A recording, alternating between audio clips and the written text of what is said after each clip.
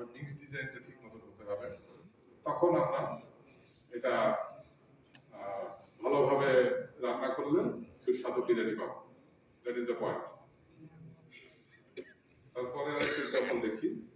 এটা খুব রিসেন্টলি লন্ডনে এখনো উদ্বোধন হয়েছে কিনা আমি জানি না, চালু হয়েছে কিনা। পুরো লন্ডন শহরের নিচে ওরা নতুন একটা সুয়েজ টানেল সিস্টেম তৈরি করেছে। এবং টানেলের যে লাইনিং গুলো, ওই লাইনিং গুলোতে তারা এই কার্বন ফুটপ্রিন্ট 28% কমায় ফেলতে পারছে। এই ইয়েতে 45% ব্লাস্ট ফার্নেস স্লাইড ইউজ করছে সিমেন্ট মিক্সে। মানে ক্লিংকার অলমোস্ট 50% করে ফেলছে তারা, করে তারা এইগুলা তৈরি করতেছে। এরপরে যেটা আসছে যে সাস্টেনেবিলিটির দিক দিয়ে, যে একটা তো হচ্ছে যে মিক্স ডিজাইন অপটিমাইজ করে করা, আরেকটা আসছে যে জিওপলিমার কংক্রিট। জিওপলিমার কংক্রিট মানে ফান্ডামেন্টালি ক্লিংকার নাই, নো ক্লিংকার। তাহলে কি করতেছে তারা? ওই পোর্টল্যান্ড সিমেন্ট বা ক্লিংকারের বদলে ওরা ওই fly ash, GGBS, granulated ground granulated blast furnace slag, এগুলা ইউজ করতেছে এবং এগুলোকে বান্ডার হিসেবে ইউজ করতেছে। তবে এগুলোর বাইন্ডিং ক্যাপাসিটিটা অ্যাক্টিভেট করার জন্য একটা অ্যালকালাইন অ্যাক্টিভেটর, ওই যে কস্টিক সোডা, সোডিয়াম হাইড্রোক্সাইড, বা এই ধরনের একটা অ্যালকালাইন এনভায়রনমেন্ট লাগে। ওই অ্যালকালাইন এনভায়রনমেন্ট লাগে এবং কখনো কখনো এক্সট্রিম কেসে একটু থার্মাল কিউরিং দিতে হয়। দিয়ে তারা এই জিওপলিমারাইজেশন করছে, এটাকে বলছে। এটা বেসিক্যালি যেহেতু অ্যালকালাইন দিতে হয়, সেই জন্য এটা আদার ওয়ার্ড এটা একটা অ্যালকালি অ্যাক্টিভেটেড কংক্রিটও বলে। তো এই জিনিসটা মানে ক্লিংকার নাই মানে কার্বন ডাই অক্সাইড নাই এটার মধ্যে, অলমোস্ট খুবই অল্প। তো এটার কিছু অ্যাডভান্টেজ আছে এবং অবভিয়াসলি এই ধরনের মডার্ন প্রোডাক্টে মানে নতুন যে কোনো প্রোডাক্ট প্রথম কিছু লিমিটেশন থাকে। যেমন অ্যাডভান্টেজ তো নতুন করে বলার কিছু স্ট্রেন্থ, এনভায়রনমেন্টাল ইমপ্যাক্ট, এগুলো তো আছে।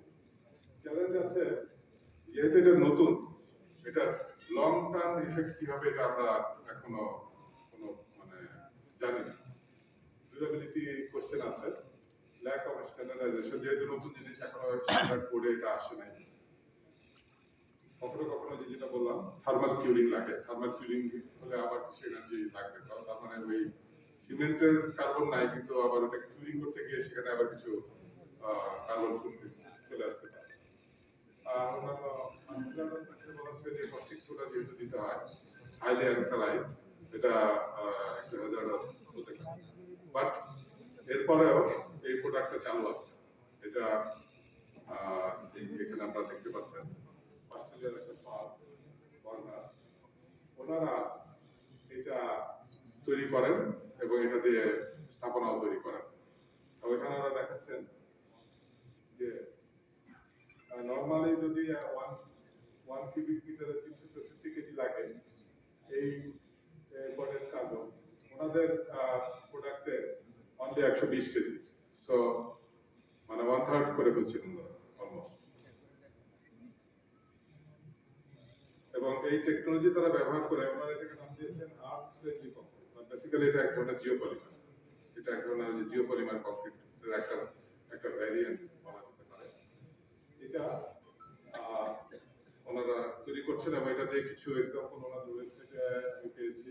যেমন এখানে একটা এক্সাম্পল দেখেছেন যে একটা ওয়্যার হাউস করেছেন 38,000 স্কোয়ার মিটার এবং ওইটা করে ওখানে জিওপলিমার কংক্রিট ব্যবহার করে যে কার্বন ডাই অক্সাইডটা সেভ করেছেন ওনারা, যাতে ইকুইভ্যালেন্ট টু 34 একর ফরেস্টে এক বছরে যে পরিমাণ carbon die oxide plant absorb করতে পারে তার ইকুইভ্যালেন্ট। রেসিডেন্সিয়াল প্রজেক্ট আছে এটাতে সেম কংক্রিট ইউজ করে এরকম। সেখানে ওনারা দেখেছে যে একটা বিল্ডিং এ ওনারা প্রায় 103 টন কংক্রিট ওনারা সেভ করতে পেরেছে। নেক্সট যে টেকনোলজিটা আমি বলছি that is called LC3, limestone calcined clay cement. এটা কিন্তু অলরেডি স্ট্যান্ডার্ডাইজড হয়ে গেছে। ইউরোপিয়ান স্ট্যান্ডার্ডে। সেখানে ওনারা ওই লিটারটাকে 50%-এর নিচে নামায় আনছে এই এটার কম্পোজিশনে, আর বাকিগুলা ক্যালসাইন ক্লে বা লাইমস্টোন এবং জিপসাম দিয়ে এই কম্পোজিশনটা তৈরি করছে।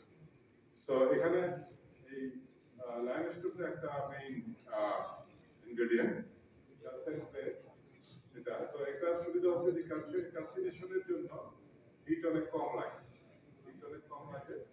তো এই কারণে এটা carbon footprint normal conventional cement থেকে এটা অনেক কম।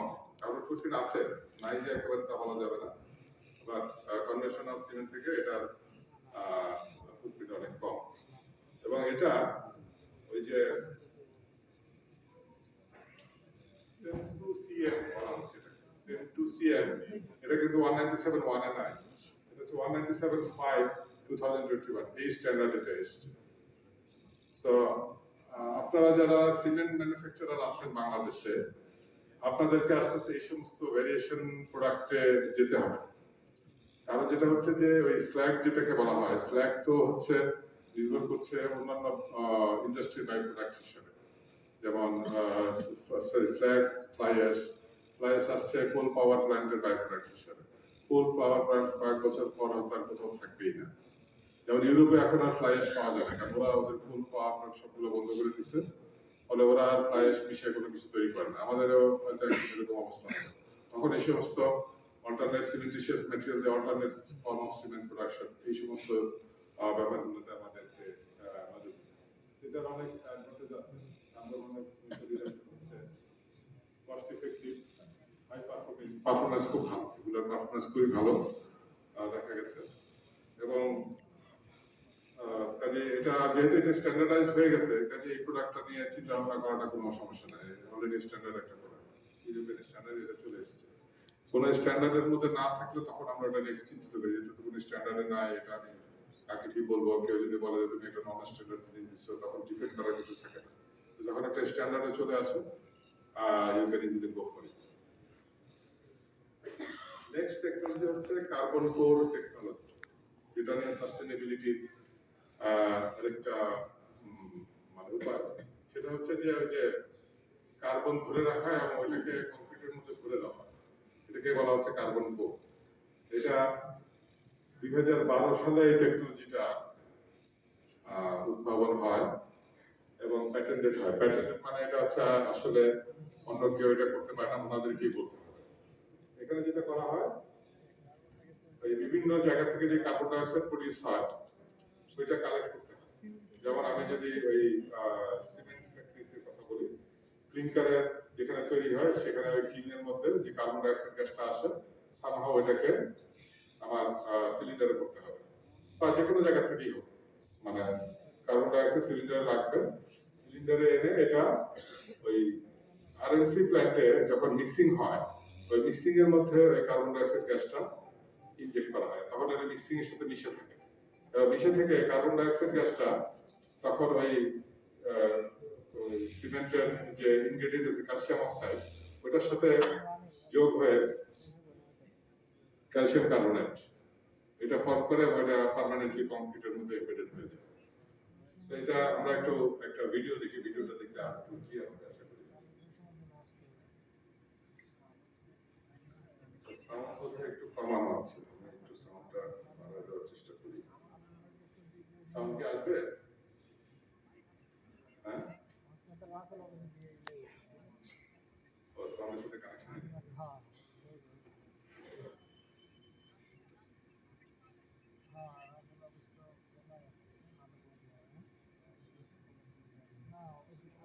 একটু বাড়ায় দিই, সেটা না হলে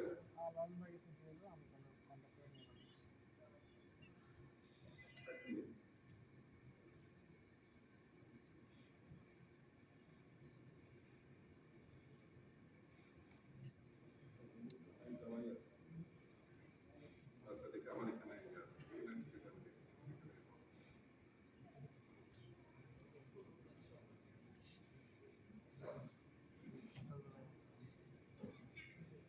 CarbonCure works by injecting recycled carbon dioxide, CO2, into fresh concrete during mixing. Once injected, the CO2 undergoes a chemical reaction where it transforms into a mineral, improving the compressive strength of the concrete, which then enables the reduction of cement content in mix designs while maintaining strength requirements.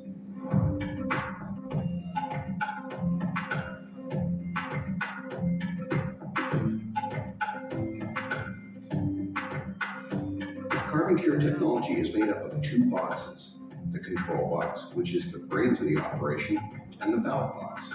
The valve box connects to a CO2 tank and delivers a metered quantity of CO2 into the concrete mix. The CO2 is stored on site in a pressurized tank provided by industrial gas companies. The control box monitors the performance of the valve box system in real time and feeds back all usage data to the Carbon Cure command center. The control box software integrates seamlessly with all existing batching software, so adding CO2 into a mix is just like adding an admixture, meaning no impact on batching or loading cycle time. Transfer hoses deliver liquid CO2 from the supply tank to the Carbon Cure valve box, which is at the plant loading area.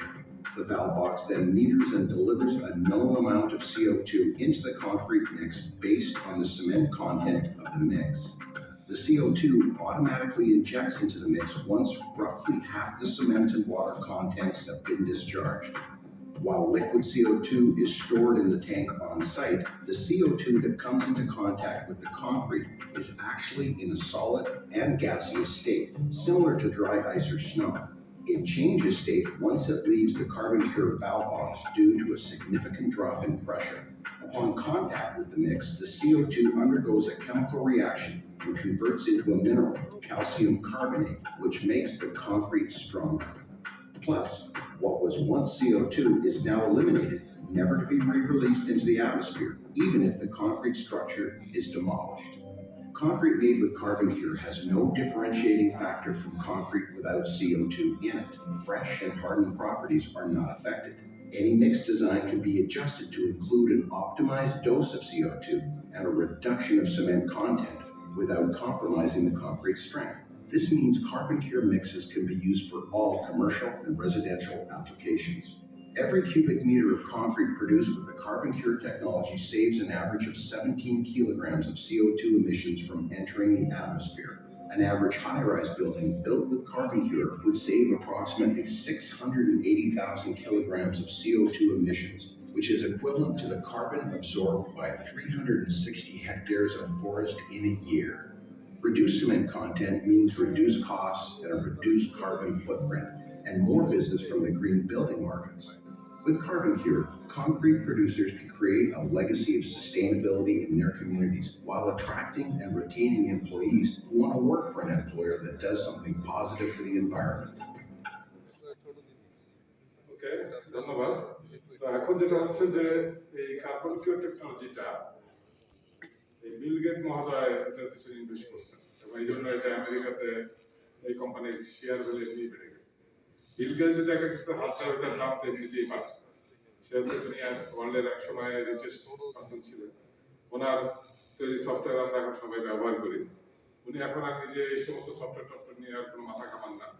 উনি এখন এই energy sustainability, carbon লো carbon footprint এই সমস্ত ব্যাপার নিয়ে বিভিন্ন জায়গায় উদ্যোগী ভূমিকা গ্রহণ করতেছেন এবং ওনার কাছে মনে হয়েছে যে এই কার্বন কিউর টেকনোলজিটা একটা ভালো টেকনোলজি, অ্যাডাপ্টেবল টেকনোলজি এবং ওনার এই যে এনার্জি ভেঞ্চার উনি এই কার্বন কিউরে ইনভেস্ট করছেন। ফলে ওই কার্বন কিউরের কমার্শিয়াল ভ্যালু এমনি বেড়ে গেছে এবং এটা নিয়ে সব জায়গায় প্রচুর অ্যাপ্লিকেশন হচ্ছে।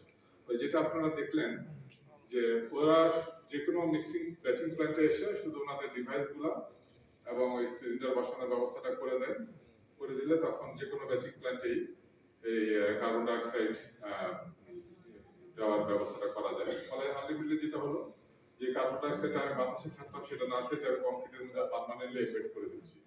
পার্মানেন্ট মানে আসলে পার্মানেন্ট, কারণ কংক্রিট স্ট্রাকচার ভেঙে ফেললেও ওই যে রিসাইকেল অ্যাগ্রিগেটের মধ্যে ওটা এমবেডেড হয়ে আছে, সেটা কখনো বাতাসে আসবে না। দ্যাটস ওয়াই এটা একটা ভালো মানে পপুলার টেকনোলজি এবং এটার অ্যাপ্লিকেশন হচ্ছে প্রচুর। যেমন একটা এক্সাম্পল হচ্ছে লিঙ্কডিন। জিনিস জানেন, অনেকে লিঙ্কডইনের মেম্বার, আমিও মেম্বার, বাট আমি খুব একটা ব্যবহার করি না। লিঙ্কডইনের যে হেড অফিস, এটা এই কার্বন টেকনোলজি এখানে ওরা ব্যবহার করছে একদম। এই যে লিঙ্কডইন ক্যাম্পাস 2021 সালে এটা তৈরি হয়েছে, এটা ওখানে ওরা ব্যবহার করছেন। অ্যামাজনের 2 নম্বর হেডকোয়ার্টার, যেটা হেডকোয়ার্টার 2 ভার্জিনিয়াতে, এই 2 বছর থেকে 2023 সালে এটা চালু হয়েছে। এই বিল্ডিংটা তৈরিতেও কার্বন টেকনোলজি ব্যবহার করছে ওরা, এবং এই বিল্ডিংটার বিশেষত্ব হলো টোটাল যে ইলেকট্রিক্যাল সিস্টেম, এনার্জি টোটালটাই রিনিউয়েবল, মানে রিনিউয়েবল সোর্স থেকে তারা ব্যবহার করে কমপ্লিট। এটা সবসময় আইদার উইন্ড অথবা সোলার, সব মিলে 100% রিনিউয়েবল এনার্জি বিল্ডিং এটা। নেক্সট টেকনোলজি সেটা হচ্ছে এই যে চারকোল অথবা বায়োকার কার্বন সিকুয়েস্টারিং। মানে মেইন ব্যাপারটা হচ্ছে যে সামহাউ কার্বনকে বা কার্বন ডাই অক্সাইডকে কংক্রিটের মধ্যে ধরে রাখতে হবে, এটাকে বাতাসে ছাড়া যাবে না। সো তার আরেকটা ইয়ে হচ্ছে এরকম, এই জিনিসটা কংক্রিটের সাথে মিশিয়ে দিলে that can also do the same job, এবং এটা অনেক সময় অ্যাগ্রিগেটকে এটা দিয়ে মডিফাই করেও করা যায়, ফিলার হিসেবে ইউজ করতে পারে, রিপ্লেসমেন্ট হিসেবে রিপ্লেসমেন্ট অফ অ্যাগ্রিগেট হিসেবে ইউজ করা যায়, এইভাবে এটা করা সম্ভব। এবং এই কার্বন সিকুয়েস্টারিং অ্যাগ্রিগেট দিয়ে এই সান ফ্রান্সিসকো এয়ারপোর্ট বিল্ডিং এর একটা বোর্ডিং এরিয়া তৈরি করছে। কাজে এগুলোর অ্যাপ্লিকেশন হচ্ছে বিভিন্ন লেভেলে, সরকারি বেসরকারি বিভিন্ন লেভেলে এই সমস্ত টেকনোলজির অ্যাপ্লিকেশন হচ্ছে। তারপরের টেকনোলজি হচ্ছে ব্যাকটেরিয়াল সেল। এটা অবশ্য এনভায়রনমেন্টালের সাথে কোনো সম্পর্ক নাই, এটা হচ্ছে অন্য ডিফারেন্ট টাইপ। সেটা হচ্ছে যে কংক্রিটে ক্র্যাক হলে অটোমেটিক্যালি সে সেরে যাবে। আমাদের এখানে আমাদের শরীর কোথাও যদি কেটে টেটে যায়, কদিন পরে এটা সেরে যায়, এখানে ব্যাপারটা সেরকম। এবং এই ক্র্যাক সারানোর কাজটা করা হচ্ছে ব্যাকটেরিয়া। তার মানে কংক্রিটটা যখন আমি মিক্স ডিজাইন করে ফ্রেশ কংক্রিট মিক্সিং করবো, এটার সাথে কিছু বিশেষ ধরনের ব্যাকটেরিয়া আমি ওই কংক্রিটের মধ্যে মিশিয়ে দেবো। ওই ব্যাকটেরিয়াগুলোর প্রপার্টি হচ্ছে তারা নর্মাল অবস্থায় ডরমেন্ট থাকে, পানির সংস্পর্শে আসলেই তারা আবার জীবিত হয়, এবং জীবিত হয়ে তাদের যে মেটাবলিক অ্যাকশন থেকে ক্যালসিয়াম কার্বনেট তৈরি হয়। মূল ব্যাপারটা হলো ওইটাই। ওরা ওই যখনই ক্র্যাক হবে, ক্র্যাকের মধ্যে দিয়ে পানি ঢুকবে, পানি ঢুকে সে ব্যাকটেরিয়াগুলোকে অ্যাক্টিভেট করবে, এবং ব্যাকটেরিয়াগুলো তখন ক্যালসিয়াম কার্বনেট তৈরি করে আবার ওই ক্র্যাকটাকে ভরে দিয়ে ক্র্যাকটাকে রিপেয়ার করে দিবে। সো দিস ইজ কল্ড, এটা এখনো গবেষণার পর্যায়ে আছে, কারণ bacteria itself is a hazardous জিনিস।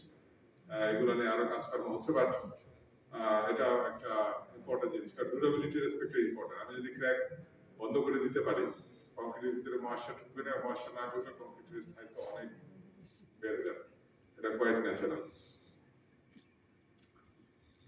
নেক্সট আইটেম হচ্ছে engineered cementitious composite, ECC. ECC কে আবার অনেকে বলে বেন্ডেবল কংক্রিট।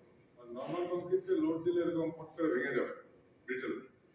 আর বেন্ডেবল কংক্রিট, এটা কংক্রিট কিন্তু এভাবে বাঁকা হতে পারে, হ্যাঁ, এটা এভাবে বাঁকা হতে পারে, এইটাকে বলা হচ্ছে বেন্ডেবল কংক্রিট। এবং এখানে একটু যারা ইঞ্জিনিয়ার আছে তারা হয়তো একটু বেটার বুঝবেন। আমি যদি লোড ভার্সেস ডিফ্লেকশন রাখি, নরমাল কংক্রিট অল্প একটু লোড নিয়ে অল্প একটু ডিফ্লেকশন হয়ে লোড দেওয়ার পরে এটা ব্রেক করবে, এটা এরকম ব্রেক করবে। আর এটা ওই লোড হয়তো বেশি বাড়বে না, কিন্তু এটা ভাঙবে না, ডিফ্লেকশন আস্তে আস্তে বাড়তে অনেক, মানে এটা it has capability to take deformation, long deformation. এবার ডিফরমেশনের সময় এখানে ছোট ছোট মাইক্রো ক্র্যাক হবে, মাইক্রো ক্র্যাক হয়ে এক সময় এটা অনেক ডিফ্লেকশন হওয়ার পরে ভাঙবে। এখন এটা কিভাবে তৈরি হয়, এটার জন্য ইনগ্রেডিয়েন্ট হচ্ছে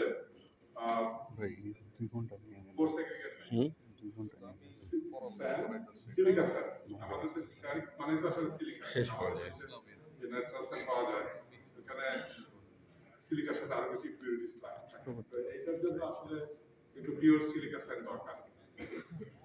তার সাথে লাগবে হচ্ছে synthetic fibre, synthetic PVF fibre. PVF fibre আপনারা সবাই দেখছেন, ওই যে সাদা সাদা নাইলনের দড়িগুলো দেখি না আমরা বিভিন্ন জায়গায় বিভিন্ন পাতাতে ব্যবহার করি, ওইগুলো হচ্ছে পিভিএফ।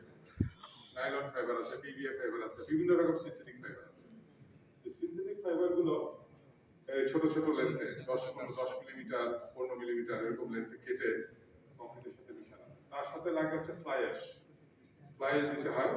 যদি আমি পোর্টল্যান্ড সিমেন্ট ব্যবহার করি, কারণ অরিজিনাল ইসিসি যখন যারা ফর্মুলেট করেন তারা ফর্মুলেশনটা দিয়েছিলেন পোর্টল্যান্ড সিমেন্টের রেসপেক্টে। মানে পোর্টল্যান্ড সিমেন্ট মানে তো অলমোস্ট 95% অ্যান্টি স্প্রিংকার আছে, তার সাথে ফ্লাই অ্যাশ মিশানো হচ্ছে এবং পানি তো থাকবেই। তো ফ্লাই অ্যাশের পরিমাণটা সিমেন্টের প্রায় 1.5 গুণ হয়, 1.5 থেকে 2 গুণ। তার মানে এটাও আরেকটা ওই সাপ্লিমেন্টারি সিমেন্টিশিয়াস ম্যাটেরিয়াল হিসেবে আসলো।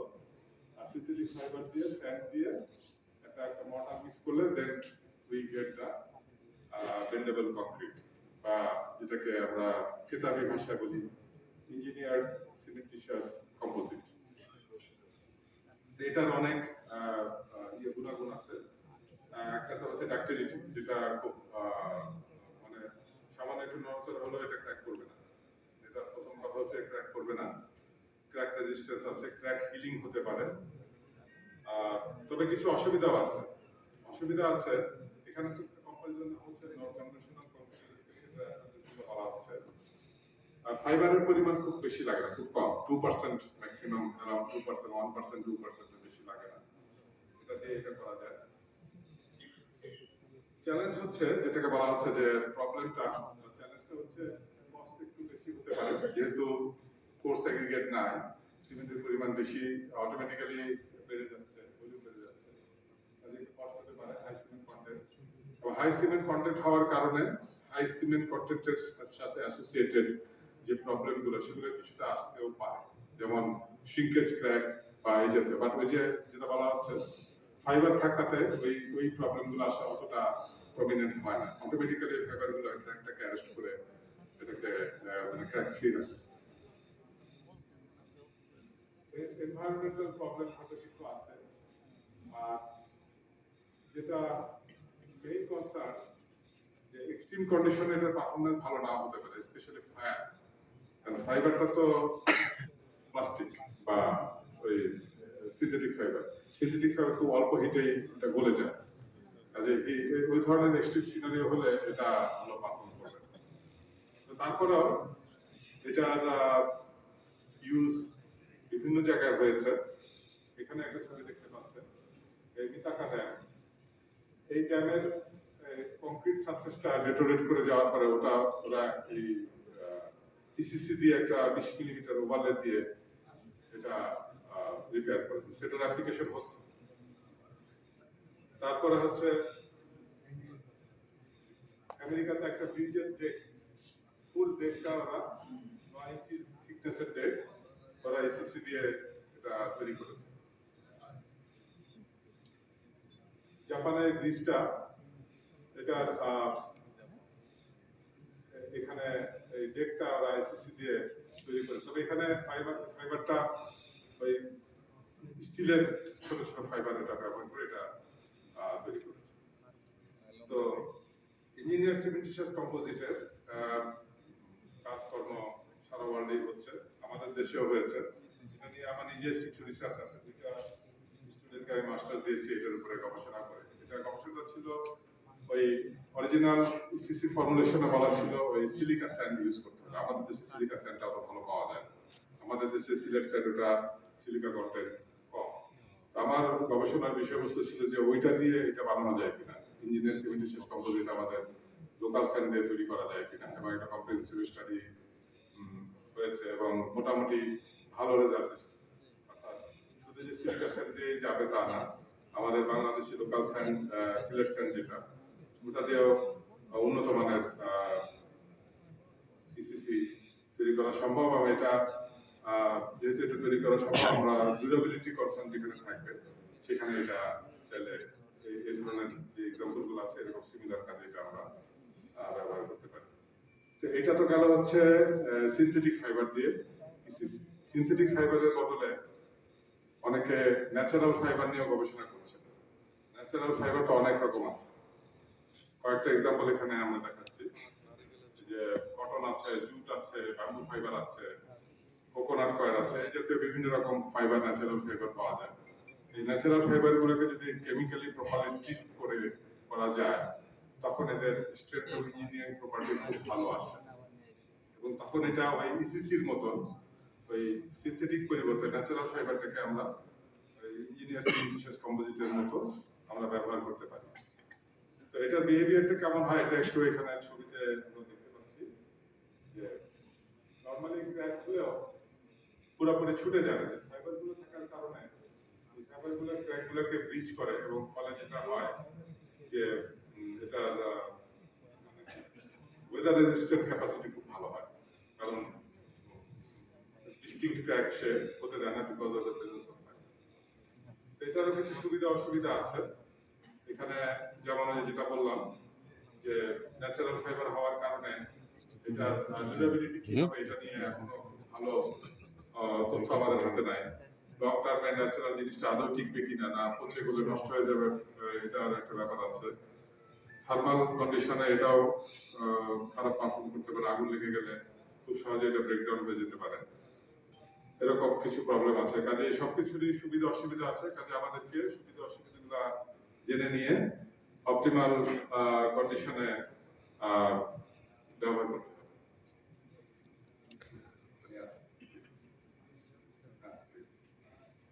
আচ্ছা, আমাদের আমরা প্রায় শেষের দিকে চলে এসেছি, আরো একটা টপিক আছে। এরপরে যেটা আমি আপনাদের সামনে উপস্থাপন করতে চাই সেটা হচ্ছে যে পারভিয়াস কংক্রিট মানে হচ্ছে এতক্ষণ তো বলে আসলাম যে কংক্রিটকে ডেন্স করতে হবে।